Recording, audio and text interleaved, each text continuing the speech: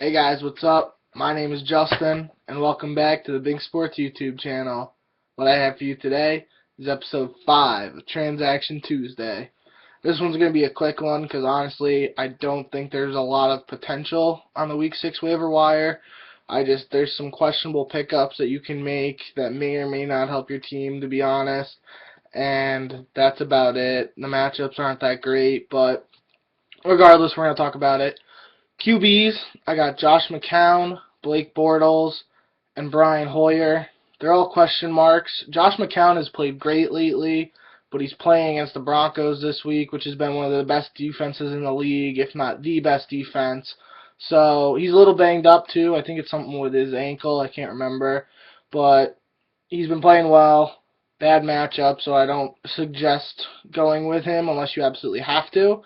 Same thing with Bortles. Bortles has been playing very well. Blake Bortles, that is, the Jacksonville Jaguars. He's been playing great.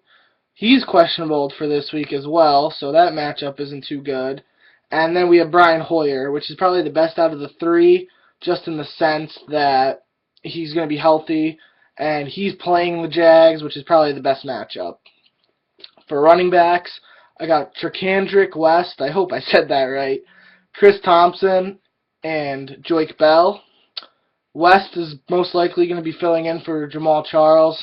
Rest in peace. I took him in the first round in one of my leagues, so I'm very disappointed with that. But I'm hoping I have a very late waiver pick because my waiver wire is continuous. It doesn't reset every week.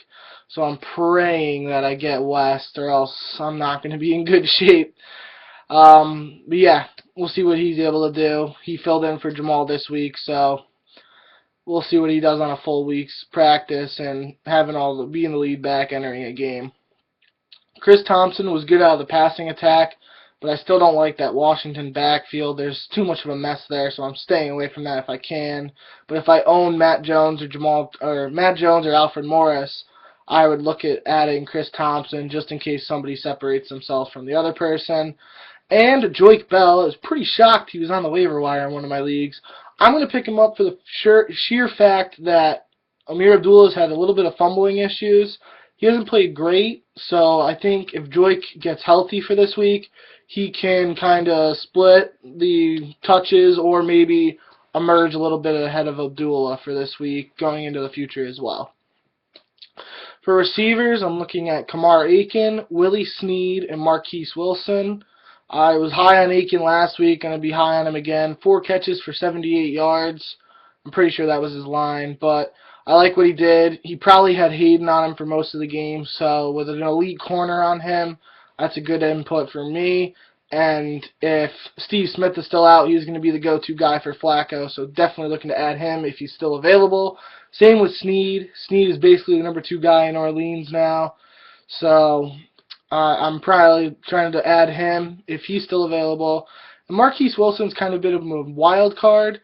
He played very well this week, but you got to realize that Alshon and Eddie Royal were both out.